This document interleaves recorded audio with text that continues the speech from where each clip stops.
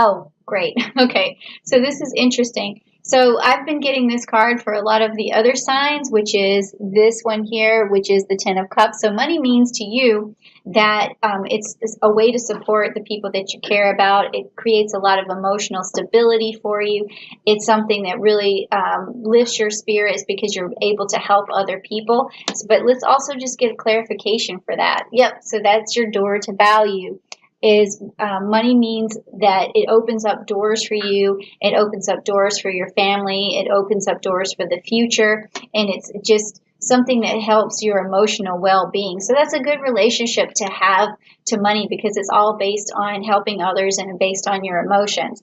Now, secondly, the card that we're going to pick is about your relationship to the energy of money. And we don't often think of, say, inanimate objects as having energy, but they do because they do have molecules just like everything else on a subatomic level. And then we also they also circulate, and they circulate through different hands, and they pick up different energy depending on where they've been. So what is your relationship to that energy? Is it good? Is it bad? Let's just check it out and see. Okay, so it's a good energy because it makes you feel that energy when you have the money in your hand. It makes you feel like you have some pride and you're glad that you made it, and that it gives you a sense of status and a place in your community and security. And that also it helps you to provide for your pride, because when you think of lions and lioness, they have a pride and they have to provide. So it makes you feel like a good provider and like you're accomplished. So that's what the energy of money does for you. But this also, just check out another, clarification card, same thing. Okay, so you got the angel of strength. So it makes you feel that there's some strength when you have this money in your hand, like you feel like a stronger, more secure. And then you have this angel of strength that's going to be there for you, that's going to help you along the way to help, foster this particular energy for yourself, okay? So the next card is going to be, what does money offer you? So once you have it, what does it do for you? Does it help? Is it helpful? I mean, does it create good energy for you? So let's see. Okay, so yeah, again, we have the Ursa Minor, which is the cub bear. So the mama bear takes care of the cub bear, the she bear. She oversees this cub. And so what happens is when you have the money, it offers you this ability to provide and the ability to protect the people that you care about and your loved ones. So it does offer you something very good and very spiritually great. And then this is the clarification card, which is the woman holding the coin. She also has a cat right there too.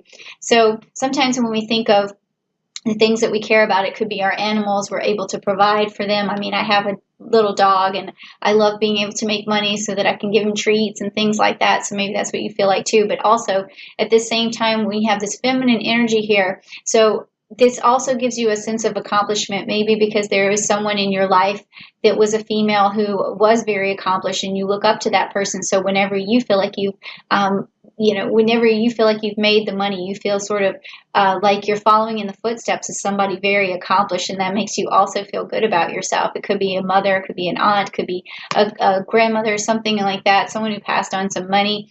But it's a feminine energy. Doesn't always have to mean that, but it's definitely a feminine energy. So that's really good. That's what money has to offer. Now, next, the card that we're talking about is, how do you make the most of your money? All right. So when you have it, what's the best way to make the most of it? And so when I think of this, I think of reinvesting.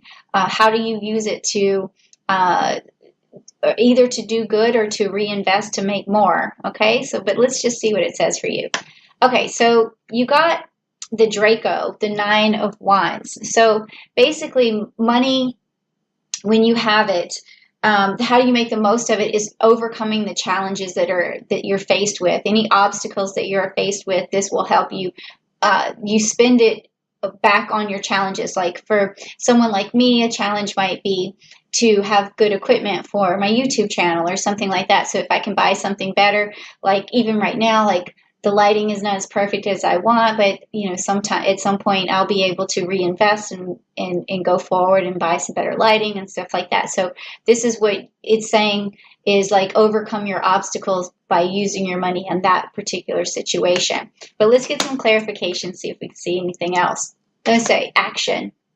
So how to make the most of your money is to take action with it. That could be buying a stock. It could be, buying a car, something that's going to help you to further take action. So that's how you make the most of your money to keep it rolling. Okay.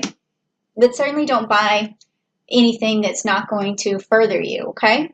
Well, maybe not anything, but don't that's just not the best way to make the most of your money.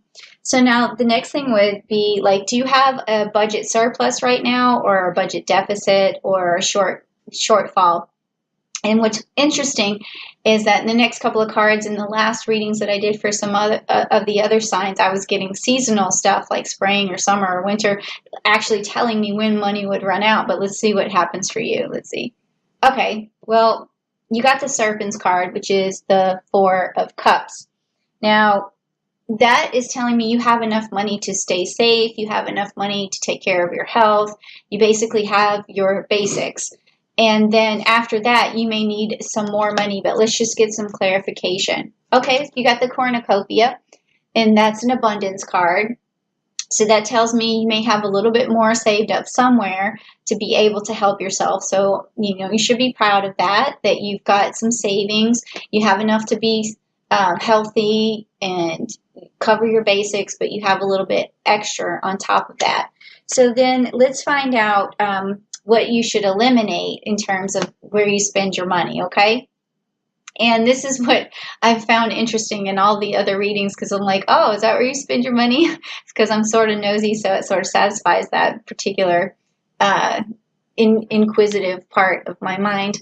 So let's check this out. Where have you been spending your money? Okay, so the Five of Wands is you've been spending your money on things that make you feel accomplished, which is great. I think that's a good thing to spend your money on. So it doesn't mean... So this card is telling me you haven't been too frivolous in the past, but maybe just a little, but you're keeping it under wraps, because if you were to spend all your money or you waste it, I think that it would mess with you psychologically. You would not feel accomplished. You would feel insecure. Okay, but let's take a look at this card, the clarification. Okay, so door to personal healing and happiness. So you've just been spending money on things that are good for your well-being and good for your happiness.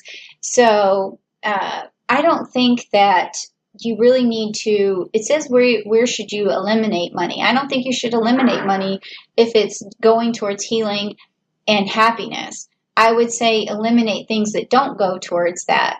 So if you're spending money on things that don't have to do with your health or bring you some sort of happiness inside, then it's not worth it. It's wasteful. So just don't waste your money on things that don't lead to this. So I am sort of feeling this energy that you've been wanting to tone the money down. So and maybe you look back at maybe your Amazon account, or you look back at your checking account and you say, why did I even spend that money? So it's that extraneous stuff that's not leading to happiness or health. It's just something that you've been buying. So just eliminate that. Okay? Eliminate the extras. Okay. So now it says, what is the next realistic financial goal for you? So we're going to look at, again, hopefully I'll pick a timing card, just like the ones that I have done in the past that tell me, when a realistic goal is for you to actually have accomplished more money. I think it's going to be on June the 30th anyways, but let's just see what the cards say. Okay, so it says it's the Seven of Swords. So that tells me 7 months from now is a realistic goal for you. So I want you to, when you strategize on June the 2nd, is to think 7 months ahead. And then by the end of the 7 months, you would have reached a goal. But make that goal attainable that you're writing out for yourself, something that you can really do for 7 months and really make it count.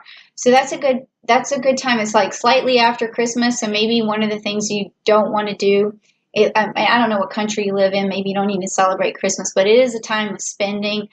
Sometime in December, a lot of people spend a lot of money, so maybe try to cut some of that down so that when you roll out of that season, you feel more accomplished, like you still have a lot and you still are reaching your goals. Okay, so I think that's a good way to look at that.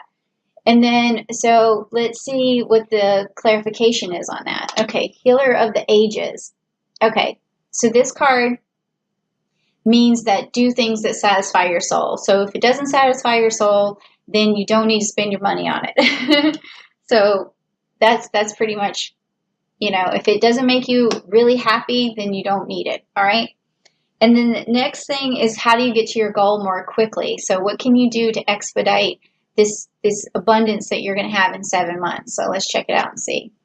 Okay, so this is the 10 of Swords, and it's got the Libra energy. It's got all the air sign energies. That means in order for you to expedite your goals, you're going to have to put your best foot out there. You're going to have to really open up your heart chakra, give some unconditional love, open up your throat chakra, really communicate with people. And then also you have this Aquarius energy. So you're going to want to open up your crown chakra and your third chakra so that you can really feel like the vision for yourself. So you're going to have to communicate your vision to other people. So all of this air sign energy, which you should be good at, is going to help you manifest these 10 swords, help you manifest that money at the end of that 7 months, or maybe this is when it's going to pay off in 10 months because you did such good work.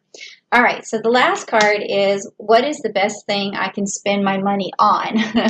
Well, we kind of already looked at spending on things that just health and happiness. And happiness, like I said, doesn't come from all material things. You have to remember that. So let's see what this last card says. Okay, so it's the Fool card. All right, so this tells me that the best thing to spend your money on is taking a few risks, okay? And I think a really good time to take a risk would be, I would say on June the 21st with the new moon, the solar eclipse. That would be an excellent time. Okay, because things are going to wrap up on June the 5th with that strawberry moon, with that lunar eclipse. So maybe by June the 21st, if you want to look into your investments, or you want to take a leap of faith and try a new job or a new project or something, it would really be a good time for that, would be on the 21st.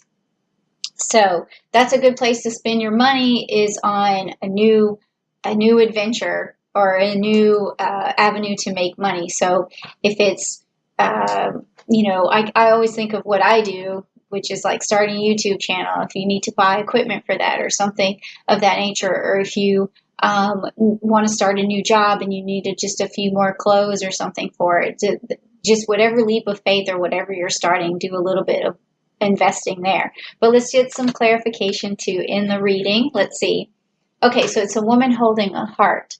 So another way of spending your money, or the best way to do it, again, is for unconditional love for yourself and healing for yourself.